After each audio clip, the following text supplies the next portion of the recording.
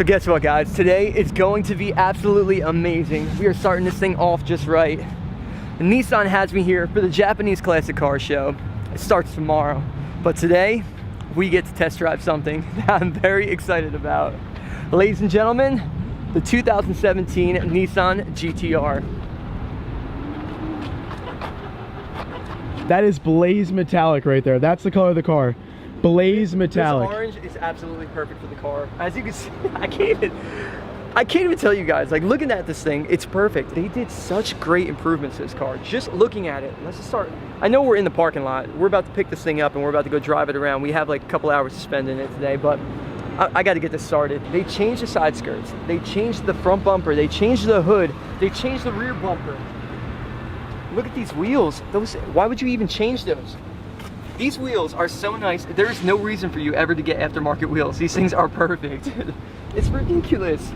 And we didn't even get to the interior yet. That's the biggest changes done on this car. All right, guys, we only have a couple hours with the GTR. We're gonna take this thing around and I'm gonna tell you guys why this car is better than my 2013 GTR. And just from the outsides, it's already a win in my book. So let's get this going. What a color though. This thing is something else. Seatbelt on. Time to enjoy the 2017 GTR. They look similar to my 2013 seats, but they feel way different. There's different cushioning in them. They're stiffer, but they have a more kind of subtle race feel to them. You kind of don't sink into these seats as much as you would the 2013. The steering wheel cover itself is different. It looks more sophisticated, and the buttons are way better than the old ones by far. Now, one of the things that are different in the 2017 GTR than the older ones is that the shifters are actually attached to the steering wheel. So when you turn, the paddles turn with the steering wheel. The other ones were mounted to the column itself, so the steering wheel would spin around it. Now the gauges are the same as the old ones, and there's no need to change those because they were perfectly fine. There's an 8-inch touchscreen on here. There's a lot less buttons. It went down from 27 buttons to 11 buttons, and everything is so easy to go through. Now the function button, there used to be like a knob over here that you'd mess around with. Now it's actually attached to the screen itself, so that makes everything easy to navigate. It's just a really clean setup. The carbon fiber that wraps around its curved edges, it looks really clean. Now the button over here controls the setup. And you still have the same style buttons that you do in the older GTRs that control the transmission, the suspension, and the traction control. Now the rest of the car is built off of the same platform as the old one. They look very similar, you know, to the old setup, but everything is slightly upgraded. And that's what happens when you have a car that is near perfect when it comes out. You have to take it and make it better somehow. That's quite the challenge, but Nissan has definitely came through in the interior. This is a race car when it comes down to it. This car was made to perform, but not everybody that's buying this car is going to be taking it to the track every single day. You're going to be driving this car to work. You're going to be driving it around town to go run to the local coffee shop. So it has still a comfortable feel to it. It's amazing that they were able to take race and combine it with elegance at the same time. It's so soft and it's quiet as heck too. Compared to my 2013, this transmission is way quieter, so much quieter. Usually when you take off from a light in a GTR, I guess it's like from the transmission just engaging, you know, it's kind of like more of an on and off switch. Now this somehow just softer feeling, and it's great. It's perfect for daily driving. Oh, that's a plus. Good job, Nissan. That's really good. So the new GTR has more power than the last one. The car has 565 horsepower, and it also has 467 foot-pounds of torque.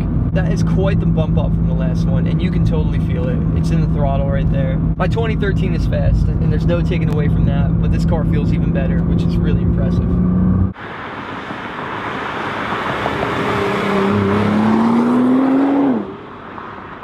You know, I'm just taking it all in right now.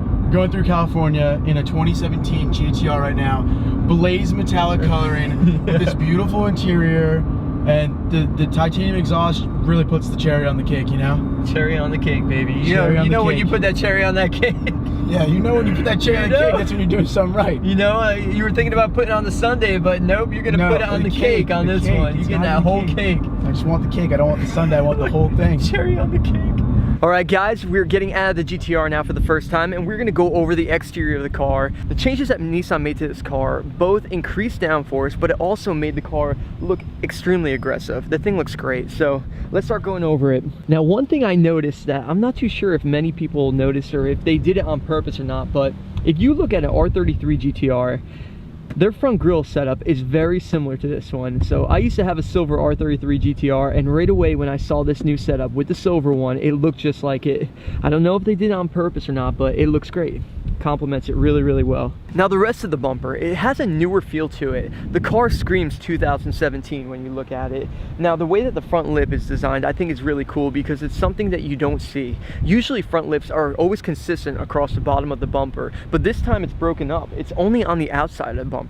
Usually the front lip would come all the way out here and would follow all the way across, but you can't see it. It doesn't stick out. And that's different, and I think that's a really cool gamble that Nissan took while doing this. Now with the front bumper, the hood is raised. As you can see right here, these lines didn't exist on the last one, and it gives it a good flow that goes over to the front end of the car. So let's go to the side.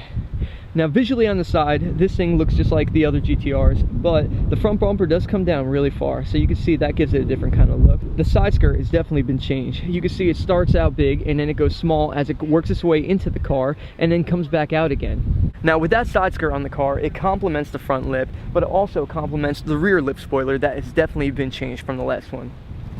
Now they stick out farther than the old ones. These would usually come down and follow the line of the bumper down, but now they do the opposite and spring out, which look great. And then that follows right into the new exhaust system. Looking in on it, it looks great. It doesn't look like a factory OEM piece. It looks really, really good. It has the same carbon fiber diffuser as the last one, but this color is something else. This blaze metallic orange is fantastic. It really is great. This thing is definitely an eye catcher right now. Everybody, as we're going past, they're looking at this car, getting their phones out, trying to take pictures, pointing at the car. I credit it to the color, but also the way this front bumper looks. It just looks so much more aggressive. I know I've been using that word a lot, but it is what it is. This car is aggressive looking. I'm in love. This thing feels amazing. I really don't want to give this thing back right now, but we have to, so it's time to head back over to the Queen Mary at the site of the Japanese Classic Car Show. The show is going down tomorrow. I gotta hand this thing back to Nissan, but I do not want to.